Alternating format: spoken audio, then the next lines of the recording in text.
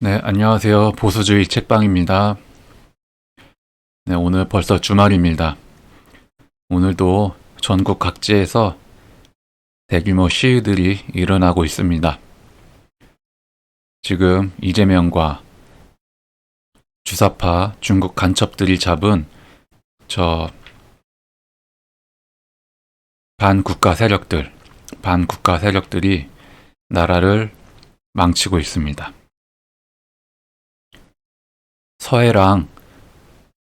서해를 중국한테 넘기고 있고,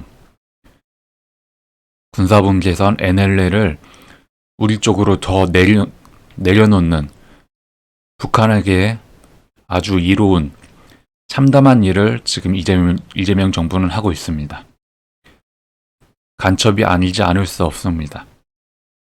하루빨리 끌어내지 않는 이상 이 대한민국은 위험해질 것입니다. 그럼 오늘도 심규진 교수님의 하이퍼젠더 읽어보겠습니다. 하이퍼젠더 챕터 5 성의 반란에서 욕망의 정치로. 대한민국의 정치적 환경은 급격한 변화를 겪고 있다. 과거 박근혜 대통령 탄핵 당시에는 기성 언론의 주도적인 의제 설정이 여론 형성에 큰 영향을 미쳤다면 윤석열 대통령을 둘러싼 탄핵 논란에서는 상당히 다른 양상이 나타났다. 기성 언론이 지속적으로 부정적인 프레임을 형성했음에도 윤 대통령에 대한 탄핵 반대 여론이 40~50%를 유지한 것은 주목할 만한 현상이었다.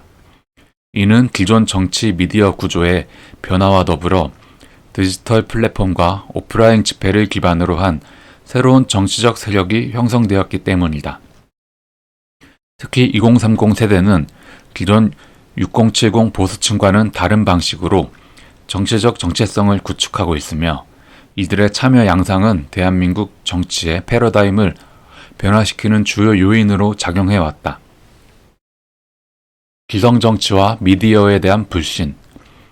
2030 세대의 정치적 각성과 변화의 배경에서 가장 먼저 주목해야 할 것은 기성정치와 미디어에 대한 깊은 불신이다. 특히 기성언론과 사법부에 대한 불신이 커지면서 2030 세대는 기존 언론보다 대한 미디어를 활용해 정보를 습득하는 경향을 보이고 있다. 전통적인 언론기관들이 특정 정치적 이념을 대변하는 기관으로 인식되면서 신뢰도가 급격히 하락했다.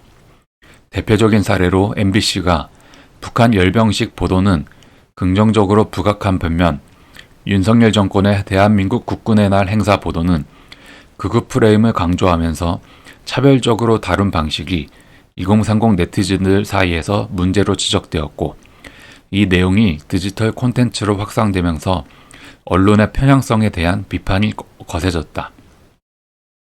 YTN, JTBC, 경향신문 등 주요 언론 매체들이 탄핵 집회 참가 인원을 축소 보도한 사례가 네티즌들에 의해 검증되면서 기성 언론이 특정 정치적 의제를 설정하는 방식에 대한 의혹이 증폭되었다. YTN의 경우 신규의 기자가 탄핵 반대 집회 현장을 탄핵 찬성 집회로 왜곡 보도한 것이 디지털 채널을 통해 퍼져나가기도 했다. 또한 사법부와 특정 정당 간의 유착 의혹이 제기되면서 법조계의 정치적 중립성에 대한 의심도 깊어지고 있다. 2030 세대에게 기성 언론 보도는 더 이상 진실이 아니라 뉴미디어 환경에서 해체되고 검증되어야 할 하나의 떡밥으로 소비된다.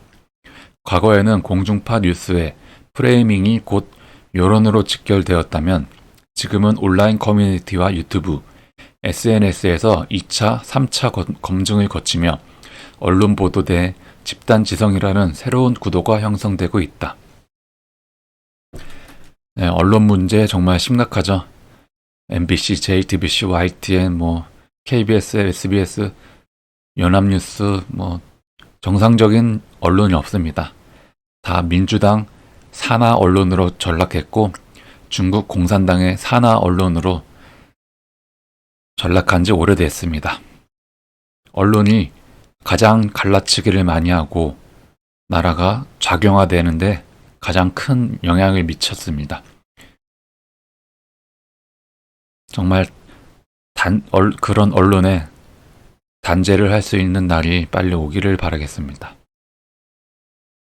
유잼과 도파민, 패러다임, 그리고 미디어 권력의 이동, 뉴 미디어를 적극적으로 활용하며 정치적 정체성을 확립한 2030 세대는 기성 정치권 및 미디어 권력에 저항하는 독립적 정치 세력으로 자리 잡고 있다. 이들은 쇼폼 콘텐츠, 디지털 네트워크를 통한 정보 검증, 사실을 기반으로 한 밈 정치를 활용한 대중적 정치 커뮤니케이션을 통해 정치적 영향력을 확대하고 있다. 반면 기성 미디어는 이러한 흐름을 반영하지 못하면서 점차 외면당하는 양상이 두드러지고 있다. 과거에는 기성 언론 보도가 절대적 진실로 받아들여졌으나 오늘날 2030 세대에게 기존 언론의 보도는 단순한 떡밥으로 소비되며 뉴 미디어 환경에서 신속하게 반박되고 해체되는 과정을 거친다. 이러한 변화는 정보 소비 방식뿐만 아니라 정치적 태도 형성에도 영향을 미치며 기존 미디어 권력이 더 이상 일방적 영향력을 행사할 수 없는 환경을 조성하고 있다. 이 변화는 부정선거 의혹을 둘러싼 논쟁에서도 명확하게 드러난다. 기성 언론이 선거 관련 의혹을 정치적 음모론으로 치부하는 동안 2030 세대는 뉴 미디어와 개인 주도의 데이터 분석을 통해 선거 과정과 결과의 신뢰성을 직접 검증하는 방식으로 대응하고 있다. 형상기억 종이, 배춧잎 용지 등 정상적이지 않은 투표 용지에 대한 문제 제기는 과거에는 일부 우파 진영의 음모론으로 간주되었지만 2030 세대가 관심을 갖고 문제를 제기하면서 국민적 의혹이 40% 이상으로 치솟으며 대중적 아젠다로 자리 잡았다.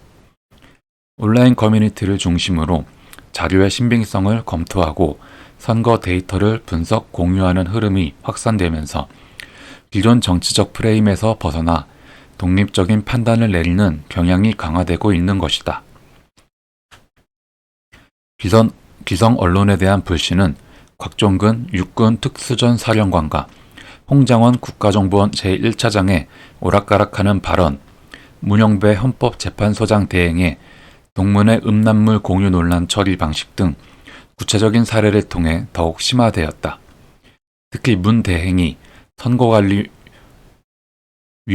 해킹 가능성에 대한 검증은 거부하면서 본인 관련 논란을 폭로한 해커에 대해서는 적극적인 수사를 의뢰한 장면은 2030 세대에게 법 집행의 공정성과 국가기관의 신뢰성 문제를 더욱 부각시켰다. 디지털 놀이문화, 개념 연예인의 쇠퇴. 2030 세대의 정치적 각성은 단순한 거리 집회와 온라인 담론 형성을 넘어 문화적 코드와 결합한 새로운 형태의 저항 방식으로 확장되고 있다. 최근 탄핵 정국 속에서 나타난 CIA 대첩 현상은 이를 단적으로 보여준다. 과거에는 특정 정치적 입장을 밝히는 연예인이 개념 연예인으로 추앙받으면서 사회적 영향력을 행사했지만 이제는 이러한 구도가 변화하고 있다. 국민 가수로 불리는 아이유는 윤석열 탄핵 집회 참가자들을 위해 빵 200개, 음료 200잔, 떡 100개, 국밥 300그릇을 선결제하며 화제를 모았다. 그러나 그는 8년 전 박근혜 나와를 외쳐 개념 연예인으로 부상했던 정호성과 같은 정치적 상징성을 얻지는 못했다.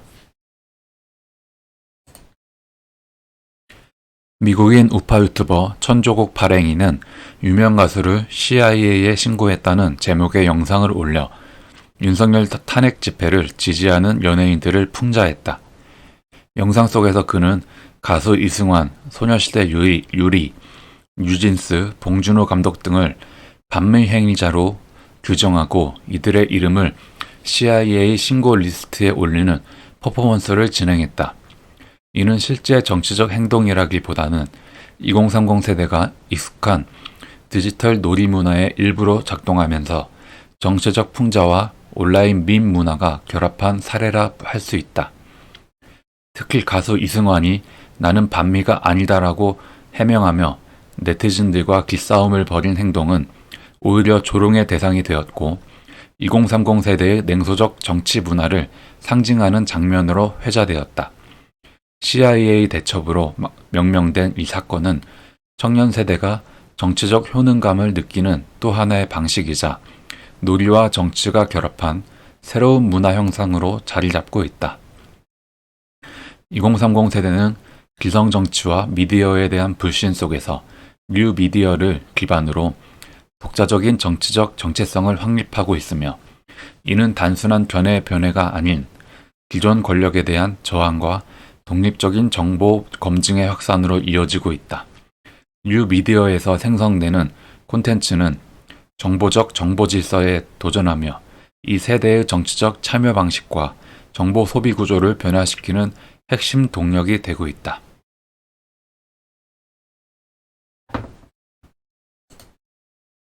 디지털 의병단과 2030 우파의 부상 2030 우파의 부상에는 계엄 탄핵 정국을 계기로 좌파에서 우파로 전향한 이들과 자유경제 우파들이 대거 참여로 형성된 디지털 의병단이 중요한 역할을 했다.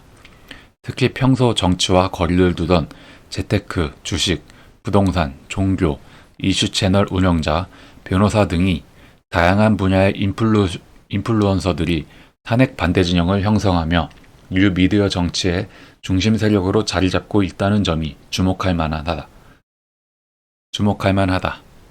인기 강사 전환길이 탄핵 반대 의견을 담은 영상이 수백만 조회수를 넘기며 디지털 의병단의 영향력이 정점을 찍었다. 그는 2030 세대와 함께 가겠다는 뜻을 분명히 하면서 자신이 몸담은 기성세대의 경계를 넘어 2030이 이끄는 새로운 정치 논의에 적극 동참하는 모습을 드러내고 있다. 이는 2030 세대가 실제로 정치 논의를 만들어가는 주체로 성장하고 있다는 것을 보여주는 의미 있는 변화라고 할 수 있다. 디지털 미디어에서는 AI 기술을 활용한 정치 콘텐츠가 확산되면서 우파 진영의 메시지 전달력이 더욱 강화되고 있다. 드럼통 타이거, 오른손 등 우파 성향의 젊은 뮤지션들은 AI를 활용한 뮤직비디오와 정치적 메시지를 담은 콘텐츠를 제작해 온라인에서 큰 반향을 일으키고 있다. 이는 정치적 메시지가 더욱 창의적이고 감각적인 방식으로 전달될 수 있도록 하며 젊은 세대의 관심과 참여를 적극적으로 유도하는 데 기여하고 있다. 더불어민주당의 미디어 통제 시도는 2030 세대 내에서 주적 의식을 더욱 강화시키고 있다. 유튜브 탄압, 카카오톡 검열, 서부지법 사건 등으로 인해 정부의 전체주의적 행태에 대한 반감이 커지면서 2030 세대는 고난, 서사와 투사적 캐릭터를 부여받으며 강한 정치적 결집력을 형성하고 있다. 이는 기존의 수동적 정치 참여에서 벗어나 조직적인 반좌파, 반더불어민주당 움직임을 확산시키는 계기가 되고 있다. 탄핵에 반대하는 목소리의 중심축으로 2030 세대가 부상하면서 민주당의 전통적 지지 기반으로 여겨졌던 호남 지역과 2030 세대, 여성 유권자 층에서 새로운 정치적 움직임이 감지되고 있다. 전교조 초등교사 출신 유튜버 하세비가 윤석열 대통령 탄핵 반대 등 시국 집회에서 연설을 이어가며 광장 무대의 단골 연사로 떠오른가 하면 호남 태생의 20대 직장 여성 크리에이터 효잉의 영상이 수십만 뷰를 돌파하는 등 젊은 보수 성향 여성 논객들이 주목받고 있다. 광주에서 진행된 탄핵 반대 집회에 많은 인파가 모였으며 전남대와 조선대를 비롯한 호남권 대학들에서 탄핵 반대 성명이 발표되는 등 과거에는 보기 드물었던 풍경이 연출되고 있다. 이는 지역과 성별을 초월한 새로운 정치적 흐름으로 기존 정치 지형의 변화를 시작하며 2030 세대의 정치적 독립성과 다양성을 보여준다. 결국 2030 세대는 단순히 기존 보수의 연장이 아니라 디지털 기반의 새로운 정치 문화와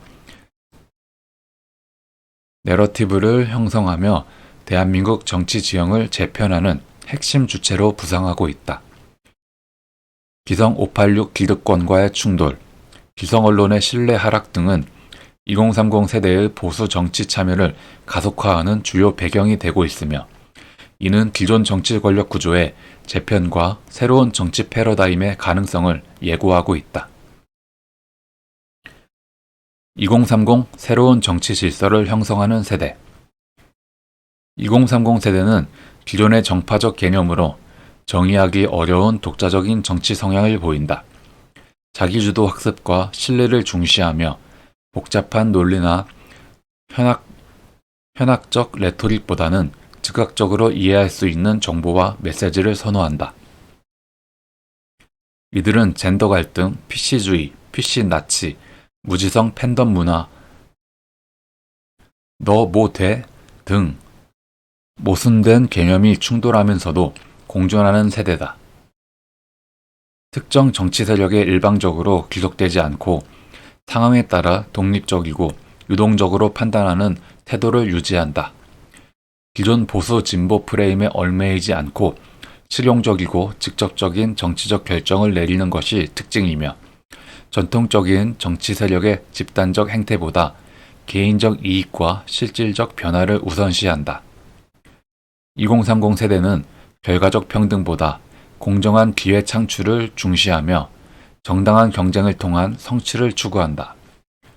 2024년 4월 엠브레인이 전국 성인 남녀 1000명을 대상으로 실시한 여론조사에서도 2030 세대의 실리적 성과주의적 경향이 확인되었다. 25만원 전국민 지급과 같은 포퓰리즘적 정책에 대한 찬성률은 20.1%로 40대 이상 기성세대 평균 찬성률 28.9%보다 낮았다. 이들은 전 국민에게 동일한 금액을 지급하는 정책보다 노력과 성과에 따른 차등적 보상을 선호한다. 단순한 현금 지급보다 청년들에게 성공을 위한 기회를 창출하는 것이 국가의 역할이라고 인식하며 개인의 노력과 능력에 따른 보상이 더욱 공정하다고 본다. 그러나 이러한 실용주의적 태도는 기성세대에서는 볼 수 없던 세대 내 젠더 갈등을 심화시키는 요인이 되기도 한다. 전통적 성 역할이 무너지는 가운데 가부장적 제도를 보정하기 위한 페미니즘 정책이 유지되면서 불공적 역차별 논란을 불렀기 때문이다.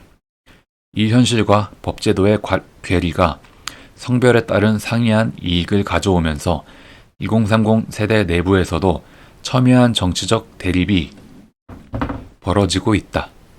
군복무 문제와 여성가족부, 여성할당제를 둘러싼 갈등은 이 세대의 공정, 감수성과 맞닿아 있으며, 다음 장에서 다루게 될 2030 남성 군대 젠더 갈등의 직접적인 배경이 된다.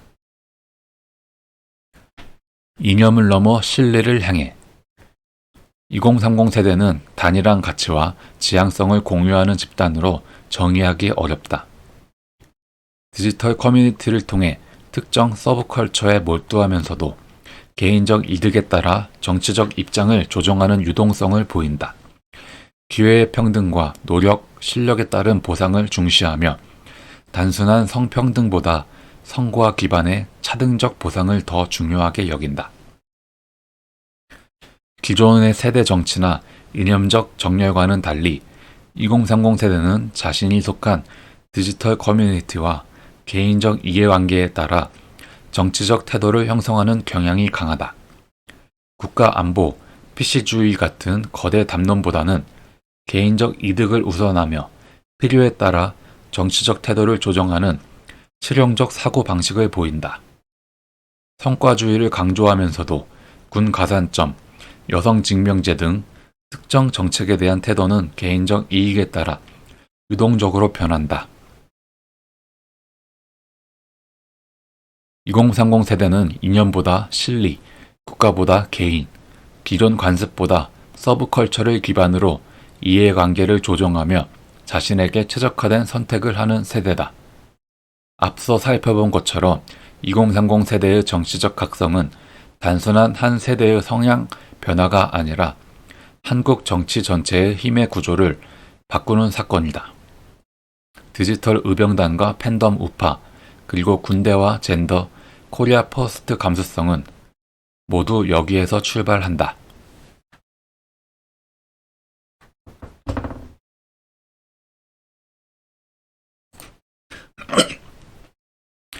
문화 젠더 전략, 페미니즘에서 페밀리즘으로, 하이퍼 젠더로. 오늘날의 다양성은 더 이상 자유의 언어가 아니다. 미국에서 시작된 DEI, 다양성 형평성 포용성 정책은 본래 소수자 보호를 위한 것이었으나 이제는 상식과 전통을 억압하는 새로운 도덕 전체주의로 변질됐다. 과거의 권위주의가 명령과 통제의 폭력이었다면 지금은 선의의 폭력이 도덕의 이름으로 일상화되고 있다. 도널드 트럼프 전 대통령과 일론 머스크가 이 흐름에 반기를 든 이유가 여기에 있다. 트럼프는 하버드의 다양성 정책을 실력보다 정체성을 우대하는 불공정이라고 비판했고, 머스크는 16세 아들이 학교의 젠더 포용 교육 속에서 부모 동의 없이 성전환을 결정한 일로 좌파 이데올로기가 아이의 정체성을 파괴했다고 공개적으로 말했다. 한때 트럼프를 강하게 비판하던 폭스뉴스 출신 언론인 메건 켈리조차 학교 현장에서 남자아이가 여자가 되고 싶다면 국가가 돕는다는 식의 현실을 목도한 뒤 정상이 비정상이 되고 비정상이 정상이 되는 세상이라고 규정하며 트럼프 지지로 돌아섰다. 다양성의 이름으로 상식이 해체되고 다원주의가 또 다른 전체주의로 변모하는 현상이 서구 사회 전반에서 나타나고 있는 것이다. 한국 사회도 예외가 아니다. 다양성과 포용을 명분으로 내세운 페미니즘과 PC 담론은 이제 2030 세대의 공정 감수성과 충돌하며 오히려 젠더 갈등을 심화시키고 있다. 과거 페미니즘 서사가 남성과 여성을 대립구도로 내세우며 남성을 잠재적 가해자, 여성을 영원한 피해자로 규정했다면 오늘의 젊은 세대는 이 프레임을 더 이상 받아들이지 않는다. 특히 젊은 남성들은 여성은 권한만 누리고 책임은 지지 않는다는 역차별 인식 속에서 강한 피해 의식을 경험하고 있다. 본인들이 국가를 위해 군복무를 하고 있음에도 그 희생이 충분히 보상받지 못한다는 불공정감이 깊이 쌓여 있다. 이제는 정체성 정치의 단계를 넘어 국가와 공동체의 책임을 중심에 두는 새로운 사회 계약이 필요하다. 젠더가 아니라 시민으로, 피해자 가해자가 아니라 국익의 동등한 주체로 남성과 여성을 재정의하는 패러다임으로 나아가야 한다. 나는 이것을 하이퍼젠더라고 부르고자 한다. 하이퍼젠더란 젠더를 해체하자는 급진 이론이 아니다. 오히려 남성과 여성을 국가 공동체를 떠받치는 동등한 주권자로 세우는 제안이다. 남성은 특권층, 여성은 피해계층이라는 낡은 이분법에서 벗어나 남녀 모두를 국가와 공동체를 유지하는 책임의 주체로 승격시키는 발상이다. 진짜 성평등은 특혜와 면제의 문제가 아니라 공동체를 위해 얼마나 동등하게 책임을 지는가의 문제다.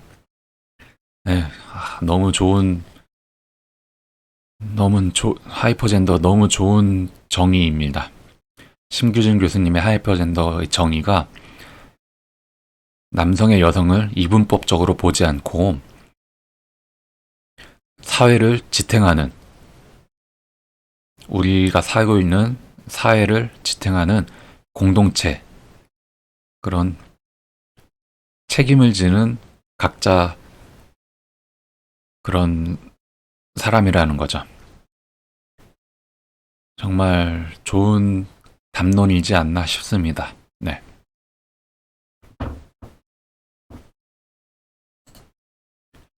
이 전환의 상징적 출발점이 여성 징병제 논이다.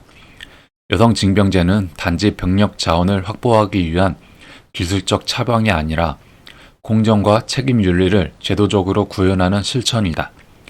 여론조사를 보면 20대 남성의 상당수가 여성 징병제와 군 가산점 부활에 찬성하는 반면 여성의 찬성률은 매우 낮게 나타난다. 이는 단순한 찬반을 넘어 세대 전체가 공정성의 위기를 체감하고 있음을 보여준다. 군복무를 특정 성별의 의무로 남겨둘 것인지 아니면 국가 시민 모두의 공통된 책임으로 재구성할 것인지가 앞으로의 정치가 답해야 할 질문이다. 북유럽 국가들은 한 발 앞서 이 문제를 제도화했다. 노르웨이, 스웨덴, 덴마크 등은 여성 징병제를 도입해 18세에서 19세 남녀 모두를 징집 대상에 포함됐다. 체력, 적성 감사와 면담을 거쳐 선발된 인원만 복무하는 방식으로 운영하며 복무 만족도는 매우 높게 나타난다. 복무 이후 여성의 사회 참여율과 리더십 역량이 향상됐고 군이 남성 조직이라는 인식도 크게 완화됐다. 군복무가 단순한 의무가 아니라 사회적 리더십을 훈련하는 장으로 자리 잡은 것이다. 여성 징병제의 의미는 세 가지로 정리할 수 있다. 첫째, 권리와 의무의 평등을 제도적으로 구현함으로써 공정의 원리를 회복한다. 둘째, 군 조직 문화를 혁신해 성역할 고정관념을 해체하고 실력 중심의 문화로 나아갈 수 있다. 셋째, 젠더 갈등을 완화하고 사회 통합을 강화한다. 남녀가 함께 복무하며 국가 공동체의 일원으로서 동등한 책임을 질 때 갈등은 자연스럽게 협력으로 전환된다. 보수는 이 담론을 방어적으로 수용할 것이 아니라 능동적으로 주도해야 한다. 과거의 가부장제가 남성 중심의 특권 구조였다면 오늘날의 PC 전체주의는 그 반대편에서 작동하는 배타적 이념 구조다. 진정한 보수의 길은 어느 한쪽의 회귀가 아니라 공정한 책임을 바탕으로 한 새로운 성평등과 성화합의 가치 복원이다. 여성 징병제는 그 상징적 제도 실험이 될 수 있다. 여기서 한 발 더 나아가야 할 방향이 페미니즘에서 페밀리즘으로 전환이다. 하이퍼젠더가 국가 시민의 책임 윤리를 재구성하는 프레임이라면 페밀리즘은 가족 돌봄의 사회적 역할을 재배치하는 프레임이다. 전통적 가족 가치를 복원하되 이혼, 재혼, 한부모, 비혼, 동거 등 현실에 존재하는 다양한 가족 형태를 도덕적 비난의 대상이 아니라 사회적 안전망의 대상으로 포용하는 접근이 필요하다. 하이퍼젠더와 페밀리즘을 결합한 보수의 실용 전략은 다음과 같이 정리할 수 있다. 남성을 잠재적 가해자로, 여성을 영원한 피해자로 보던 낡은 프레임에서 벗어나 남녀 모두를 국가와 공동체를 떠받치는 동등한 시민으로 재정의한다. 군복무, 가족정책, 노동, 돌봄 정책을 성대결이 아닌 책임의 공평한 분담이라는 관점에서 설계한다. 남녀 모두에게 복무, 생계, 돌봄의 책임이 공정하게 배분되도록 제도를 설계해야 한다. 전통적 가족 가치를 복원하되 이혼, 재혼, 한부모, 비혼, 동거 등 다양한 가족 형태를 도덕의 문제가 아니라 사회적 안전망의 대상으로 포용한다. 가족의 형태보다 가족이 공동체에 대해 지는 책임과 아이에 대한 책임을 중심에 둔다. 이렇게 할 때 보수는 태행적 가부정제가 아니라 공정과 책임에 기반한 새로운 성평등, 성화합의 비전을 제안하는 진영으로 자리 잡을 수 있다. 진정한 평등은 성별의 문제가 아니라 국가와 공동체에 대한 헌신의 문제라는 점을 분명히 하는 것. 그것이 하이퍼젠더 시대의 정체성 전쟁을 돌파하는 보수의 길이다. 하이퍼젠더 정체성 전쟁을 넘어 새로운 시민 정체성으로. 오늘날의 젠더 담론은 더 이상 남성과 여성의 권리 확충이나 소수자의 보호라는 고전적 의제를 넘어 사회 전체의 정체성 구조를 뒤흔드는 새로운 갈등축으로 확장되고 있다. 특히 미국에서 비롯된 DEI 정책과 정체성 정치는 출발점의 선의와는 달리 개인을 생물학적, 사회적 정체성 집단에 귀속시키는 새로운 형태의 도덕적 강제를 만들어냈다. 다양성의 이름으로 제시되는 수많은 규범은 오히려 상식과 전통을 억압하는 규범적 전체주의로 변질되었고, 개인은 자신이 선택한 정체성이 아니라 집단이 부여한 정체성의 대표로 기능하도록 강요받게 되었다. 이 같은 흐름 속에서 나는 하이퍼젠더라는 개념을 제안한다. 하이퍼젠더는 기존의 젠더 구분을 해체하려는 시도가 아니라 오히려 젠더 자체를 넘어선 새로운 형태의 시민 정체성을 정의하는 철학적 사회계약적 개념이다.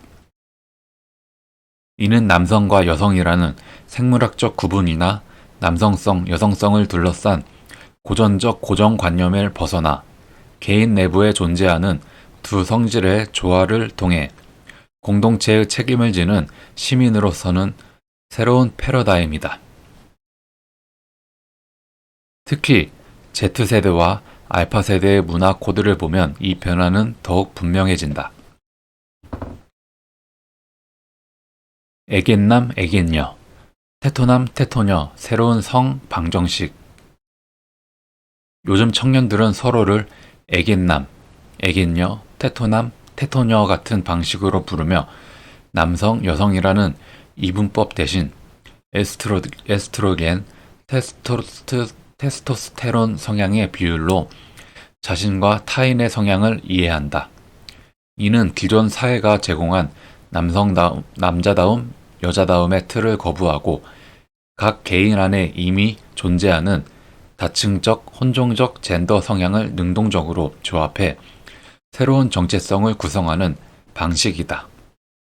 젊은 세대의 이러한 실험적 정체성 감각은 전통적 생물학적 성구분을 넘어서는 동시에 개인을 심리적 통합의 단위로 바라보려는 하이퍼젠더 개념과 직접적으로 연결된다. 하이퍼젠더의 기초에는 융의 분석 심리학이 놓여 있다. 융은 인간 정신에는 누구에게나 남성성과 여성성이 공존한다고 보았으며 인간의 성숙은 이 두 요소의 통합에서 비롯된다고 설명했다. 현대 청년층의 애견남, 테토녀 같은 언어적 실험은 융의 통찰을 대중문화적 언어로 재해석한 방식이자 강인한 여성성, 섬세한 남성성, 부드러운 권력감, 단단한 감수성을 개인이 자유롭게 혼합하는 시대정신의 표현이다. 하이퍼젠더는 이러한 심리적 통찰을 공동체적, 정치적 차원으로 확장한다. 개인은 더 이상 남성 집단의 대표, 여성 집단의 대표로 기능하는 존재가 아니라 내부에 존재하는 남성과 여성성의 균형을 바탕으로 공동체의 권리와 의무를 수행하는 시민으로 재정의된다. 다시 말해 하이퍼젠더는 성별에 따른 고정된 정체성을 넘어 개인의 심리적 통합과 책임 기반 시민성을 중심으로 사회 계약을 재설계하는 개념이다. 정체성 정치의 문제는 개인을 개인으로 보지 않고 집단의 대리인으로만 취급한다는 데 있다. 남성은 잠재적 가해자로 여성은 영원한 피해자로 고정하는 논리는 사회적 분열만을 확대한다. 특정 집단에 속한 일부의 경험, 특권, 문제를 모든 구성원에게 전가하는 방식은 정당한 논쟁조차 진영 대결로 환원시키며 결과적으로 사회 통합을 불가능하게 만든다. 하이퍼젠더는 이러한 파국적 정체성 정치에서 벗어나기 위한 새로운 탈출구이자 공동체 재건의 철학적 기반이다. 하이퍼젠더 시민은 성별로 정체성이 부여되지 않는다. 오히려 남성과 여성이라는 구분을 넘어 국가와 공동체의 지속을 위해 동등한 책임을 지는 존재로 자리한다. 이러한 관점에서 여성 징병제 문제는 단순한 병력 수급이나 형식적 평등의 문제가 아니라 공동체 구성원이 스스로 책임의 주체로 설 것인지 혹은 집단 정체성의 혜택만을 요구할 것인지의 문제로 재해석된다. 노르웨이, 스웨덴, 덴마크의 여성 징병제는 바로 이러한 책임 기반 시민성의 제도적 구현이다. 하이퍼젠더는 남성과 여성을 경쟁적 존재로 놓지 않는다. 오히려 양측을 국가 공동체의 자원으로 재배치하며 성 역할 고정관념을 깨고 실력과 책임을 중심으로 한 새로운 문화적 질서를 제시한다. 남성이든 여성이든 개인이 국가를 지탱하는 주체로서 동일한 의무를 수행할 때 사회는 젠더 갈등이 아닌 공동체적 연대의 방향으로 움직인다. 이는 보수, 진보, 세대 전반을 아우르는 새로운 공정성의 틀이며 한국 사회가 더 이상 정체성 정치에 휘둘리지 않기 위한 성숙 과정이다. 결국 하이퍼젠더는 젠더의 문제가 아니라 책임의 문제라는 명제를 중심에 둔다. 페미니즘 대 안티페미니즘, PC 전체주의 대 반동적 반격이라는 무한 반복 속에서 한국 사회는 공동체적 기준을 잃어버렸다. 하이퍼젠더는 그 악순환을 끊고 개인 내부의 심리적 성숙을 국가 공동체의 성숙으로 확장하는 윤리적 정치적 이론이다. 남성과 여성이라는 이분법을 넘어 개인이 공동체를 지탱하는 동등한 시민으로 서는 것, 이것이 하이퍼젠더가 제안하는 새로운 사회 계약의 핵심이자 앞으로의 한국 사회가 지향해야 할 성평등, 성화합, 공정성의 철학적 초석이다. 언더독 빌런 대 흑화된 범생이, 이대녀, 이대남이 만든 하이퍼젠더 정치의 시대. 2025년의 한국 사회는 더 이상 남성과 여성의 이분법만으로는 설명되지 않는다. 대중문화와 정치, 그리고 일상의 감정 구조 자체가 재배치되면서 사람들은 이제 남녀의 관계보다 동료성, 능력, 팀워크, 감정적 안정감을 우선적으로 느낀다. 이 변화의 중심에는 젊은 여성들, 이른바 이대녀가 있다. 이대녀는 더 이상 이성의 시선 속에서 자신을 구성하지 않는다. 그들의 열광과 불안, 선택과 행동은 모두 동성 내부의 인정, 그리고 공동체적 감정의 결로 움직인다. 이 감정 구조는 나는 하이퍼젠더라는 이름의 새로운 시대 정신으로 수렴되고 있다고 본다. 대중문화에서 성과 젠더의 반란은 마돈나에게서 시작됐다. 그는 단순한 섹스 심벌이 아니었다. 자본주의 사회에서 실력, 돈, 섹스 어필을 결합하면 여성도 남성과 동일한 쾌락과 권력을 누릴 수 있다는 사실을 자기 몸과 커리어로 증명해낸 인물이다. 가부장제 남성들이 독점하던 권력을 여성의 몸과 노동, 이미지 전략으로 치환해낸 존재, 그게 마돈나다. 그는 자기 안의 남성성과 여성성을 모두 상업적으로 극대화하면서 성의 주도권을 남성에게 빼앗아 여성 스스로에게 돌려줬다. 마돈나의 전략은 전복이었다. 성 권력의 방향을 거꾸로 뒤집는 방식이었다. 레이디 가가는 다른 길을 택했다. 그는 여성성과 남성성 중 어느 하나를 선택하지 않았다. 오히려 둘 다를 무화시키는 기괴함을 전면에 내세웠다.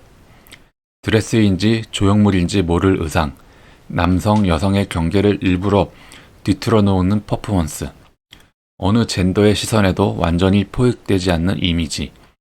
레이디 가가는 젠더의 장식과 표식 자체를 해체하면서 성적 의미를 무력화하는 탈억제감의 시대를 열었다.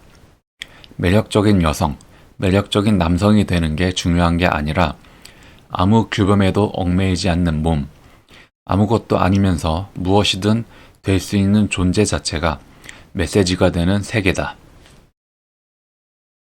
마돈나가 성 권력을 전복했다면 가가는 성의 기호 체계를 해체하며 남자, 여자라는 언어 자체가 필요 없는 국면으로 우리를 밀어붙였다. 이 서구팝의 계보를 한국적으로 변형한 사례가 2025년 등장한 혼성 아이돌 올데이 프로젝트다.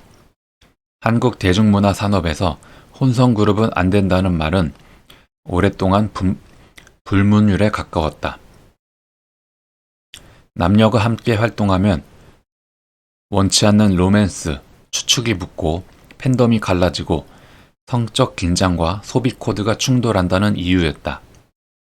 올데이 프로젝트는 이 금기를 정면으로 깼다. 이들의 세계에는 남녀 간 연애 서사가 없다. 대신 모든 멤버가 조직의 구성원, 역할을 가진 동료로 작동한다. 남성 멤버는 남성성을 과시하지 않고 여성 멤버는 남성의 시선을 겨냥해 연출되지 않는다. 서로는 이성적 대상이 아니라 팀을 구성하는 개인이다. 이들의 퍼포먼스는 성적 긴장 대신 조직적 에너지, 집단적 시너지, 역할 기반 존중으로 완성된다. 성적 매력의 시대에서 관계적 매력의 시대로 넘어간 2025년 한국 대중문화의 선언 같은 장면이다. 이 지점이 바로 하이퍼젠더적 감각이 구체적 이미지로 구현되는 순간이다. 이미 2021년 스트릿 우먼 파이터의 폭발적 인기는 이 감정 구조의 변화를 예고하고 있었다. 이대녀 세대는 남성과 여성이 함께 꾸리는 로맨스에 반응한 것이 아니라 여성끼리의 의리, 능력, 존중, 팀워크에 감정적으로 이입했다. 틈을 위해 자신을 던지는 리더, 동료를 위해 묵묵히 땀 흘리는 언니, 함께 울고 웃는 동료들, 수우파 중심 서사는 남자에게 사랑받는 여자가 아니라 여자들에게 존경받는 여자였다. 뉴진스의 뮤직비디오 역시 같은 맥락에 서 있다. 연애 서사는 축소되고 여성 친구와의 관계, 여자 아이들끼리의 상처와 위로, 서로를 지지하는 장면이 감정적 클라이맥스를 이룬다. 로맨스의 대상은 남성이 아니라 자기 또래의 여성 혹은 자기 자신이다. 여성이 여성을 좋아하는 것은 정치적으로 바람직하고 남성을 욕망의 대상으로 노골적으로 이야기하는 것은 오히려 정치적으로 바람직하지 않다고 여겨지는 분위기. 이 감정 구조는 젠더를 성적 관계의 문제가 아니라 동성 내부의 감정 구조 재편의 문제로 바꾸어 놓았다. 이대남의 스윗남 비토 심리. 흥미로운 것은 남성 집단 내부에서도 비슷한 변화가 일어난다는 점이다. 젊은 남성들 사이에서는 여자에게 친화적인 남자, 이른바 스윗남이 오히려 비토의 대상이 되곤 한다. 여성에게 잘 보이고 여성에게 인기가 많다는 이유만으로 같은 또래 남성들 사이에선 은근히 조롱당한다. 이것은 단순한 질투가 아니라 남성들 역시 자신들만의 동성 내부 인정 욕망으로 움직이고 있다는 신호다. 이대녀가 여성에게 감정적으로 결속되는 듯 이대남 역시 남성 집단 내부에서 인정받기 위한 새로운 위계를 재구성하는 중이다. 하이퍼젠더는 그래서 남녀의 대립 구도가 아니라 남녀가 각각의 세계 안에서 인정받고 싶은 욕망이 어떻게 구조화되는지를 읽어내는 개념이다. 이 감정 구조를 읽지 못한 채 여성 전용 정책을 더 주면 여성표를 얻을 수 있다거나 이대남 달래기용 공약만으로도 청년 측을 잡을 수 있다고 믿는 정치는 이미 시대에 뒤처졌다. 지금의 정치 갈등은 단순히 남녀 싸움으로 읽는 것은 피상적이다. MZ세대가 겪는 충격은 훨씬 더 구조적이고 생존적이다.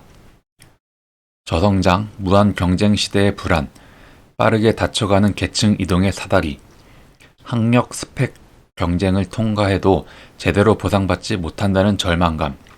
이 구조적 위협 속에서 MZ의 적은 더 이상 북한도 추상적인 기성세대도 아니다. 그들은 알파걸, 김치녀, 한남 같은 왜곡된 상징들을 서로에게 던지며 생존 경쟁의 불안을 상대 젠더에게서 찾는다. 문재인 정부 시절 극단적인 갈라치기 정치, 강남역 사건과 미투 운동, 다음 생엔 남자로 태어나라 같은 실언은 젊은 세대의 감각을 결정적으로 자극했다. 여성들은 자신들이 보호받는다고 느꼈고 남성들은 국가로부터 잠재적 범죄자 취급을 받는다고 느꼈다. 그 감정의 파편이 지금의 젠더 전쟁을 낳았다.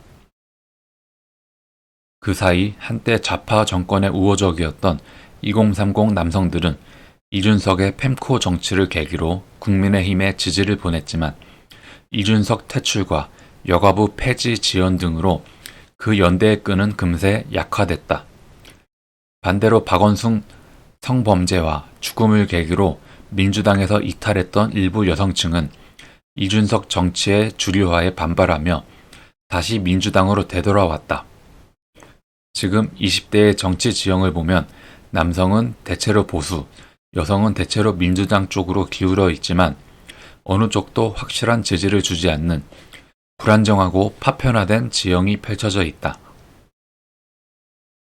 이 지점에서 한국 정치가 간과해온 사실이 하나 있다. 보수의 가장 약한 고리는 언제나 여성, 그 중에서도 30, 40, 50 여성층이었다는 것. 이들을 설득하지 못한 보수는 단 한 번도 이긴 적이 없다. 그런데 아이러니하게도 그 보수의 취약점을 보완할 힌트는 원조 페미 언니들에게서 온다. 1980에서 90년대 대학가에서 여성들이여 테러리스트가 되라를 읽고 운동권 페미니스트로 성장했던 1세대들이 지금은 민주당과 강성 페미니즘의 허위의식을 비판하며 보수로 이동하고 있다는 사실. 전여옥, 오세라비 같은 인물들이 그 상징이다. 20대 기자였던 시절 나는 인터뷰를 위한 만난 전여옥 작가에게 이런 질문을 던진 적이 있다. 사회가 여성에게 많은 차별을 준다고 느낄 때 선생님은 어떻게 버티셨나요? 전여옥은 망설임 없이 대답했다. 저는 딱 봐서 만만해 보이는 사람이 아닙니다. 피해자 서사로 자신을 설명하지 않는 태도, 스스로 규칙을 만들고 스스로 길을 닫겠다는 타입의 여성. 그 한 문장은 내가 조직 내 소수였던 초년병 시절 테러리스트식 저항만으로는 버틸 수 없다는 것과 동시에 만만해 보이지 않는 여성이 된다는 것이 무엇인지 생각하게 만들었다.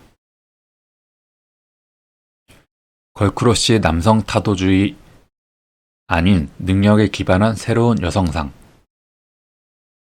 지금의 2030 여성들은 남존 여비도 교육 승진 차별도 직접 경험하지 않았다. 대학의 리더는 여성인 경우가 많고 전문직 진출에서도 여성은 남성 못지않다. 하지만 이 세대가 겪는 다른 폭력이 있다. 586 세대가 만든 악성 정치 페미니즘, 여성을 영원한 피해자로, 남성을 영원한 가해자로 묶어두는 낡은 서사이다. 강성 페미니즘은 이대녀들에게도 피로감을 주기 시작했다. 내 유튜브 방송에서 스우파의 걸크러쉬 서사를 이야기했을 때 한 이대녀 시청자가 긴 댓글을 남겼다. 걸크러쉬는 여자애들 머릿속 환상입니다. 현실의 여자애들은 징징대고 남 탓하고 의지하려 하죠. 관념 속 승리자가 되지 못하면 세상 탓을 합니다. 민주당을 지지했던 것도 여성 친화 정책을 해준다는 환상 때문이었고 그 환상이 깨지니까 지금 무당층으로 숨은 겁니다. 물론 이 말이 모든 여성을 대표하지는 않는다. 그러나 여기에는 중요한 단서가 있다. 바로 환상과 현실의 괴리다. 여성을 영원한 피해자로 묘사하는 페미니즘은 젊은 여성 스스로에게도 점점 설득력을 잃어가고 있다. 수우파의 인기 서사가 보여주듯 여성들 역시 남탓만 하고 징징대는 캐릭터의 매력을 느끼지 못한다. 팀의 리더로, 선배로, 동료로 책임을 지는 여성에게 감정이입한다. 걸크러쉬는 남성 타도가 아니라 능력, 의리, 책임감에 기반한 새로운 여성상이다. 문제는 보수가 이런 변화를 읽지 못했다는 점이다. 이대녀는 페미니스트라서 민주당을 지지하는 게 아니다. 그들은 기본적으로 능력주의 세대다. 성별 선동이 아니라 성과와 책임에 반응한다. 그럼에도 민주당은 여전히 여성은 희생자 서사만 반복하고 보수는 여성 민주당 지지층이라는 낡은 도식에 갇혀 있다. 그 사이에서 이대녀들은 자신의 정체성도 정치적 대안도 찾지 못한 채 무당측으로 흩어진다. 그러나 여기서 필자가 강조하고 싶은 지점은 젠더 갈등의 폭발이 단순히 남녀 간의 대립으로 환원될 수 없다는 점이다. 대중문화에서 오래도록 작동해온 청순가련, 남성의 시선, 이성 기반 섹스 어필이라는 성공 문법이 무너진 것처럼 정치 역시 더 이상 신사도, 도덕적 품격 경쟁이라는 낡은 규범으로 설명되지 않는다. 사회 전반의 감정 구조가 급격히 바뀌면서 정치의 문법 또한 극한의 생존 투쟁 서사로 이행되고 있다는 것이 필자의 핵심 관찰이다. 좌파 버전 언더독 빌런의 끝판왕 이재명. 이를 가장 극명하게 보여주는 사례가 바로 이재명이다. 그는 대선 패배와 지선 패배라는 연속된 책임에도 불구하고 일말의 책임도 지지 않은 채 오히려 당권을 장악하고 비명계를 제거하며 공천권을 독점하는 방식으로 더불어민주당을 사실상 개인 권력 중심의 사당으로 만들었다. 이 과정에서 한국 정치는 과거처럼 도덕성, 정책성, 이념 대결의 틀로 움직이지 않는다. 옳으냐 그르냐라는 가치 판단보다 어떻게든 살아남고 상대를 제거하는 생존 투쟁의 서사가 새로운 표준이 된 것이다. 이러한 변화를 직면한 보수 우파 진영 역시 더 이상 착한 아이 컴플렉스에 갇혀 있을 수 없다. 오히려 흑화된 모범생의 내러티브 정당성은 유지하되 전략은 날카롭고 공격적으로 변한 생존형 리더를 채택해야 하는 시대가 도래했다. 흥미로운 것은 이런 정치 서사의 변화가 서구 대중문화의 흐름과도 정확히 맞물린다는 점이다. 킴 카다시안, 테일러 스위프트 같은 글로벌 인플루언서들은 대중적 비난과 시스템의 장벽 속에서 끊임없이 살아남기 위해 서사를 재구성하고 자신을 브랜드화하며 적대적 환경을 돌파하는 전략으로 성공을 확장해왔다. 결국 지금 우리가 목격하는 것은 젠더 갈등, 정치 투쟁, 대중문화 전반에 관통되는 동시대적 생존 서사의 폭발이다.